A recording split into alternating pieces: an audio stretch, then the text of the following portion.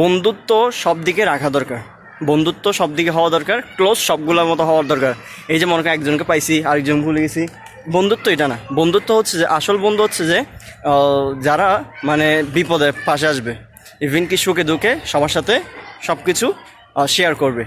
আরেকটা কথা হচ্ছে যে বন্ধুত্ব, মনে করেন আমি কলেজে গেছি, এখন আমি কলেজে যদি কোনো প্রবলেম হইলে তা আমার তো ঘরের ফ্রেন্ডগুলো আসবে না, দেশের ফ্রেন্ডগুলো আসবে না, আসবে তো কলেজের ফ্রেন্ডগুলো।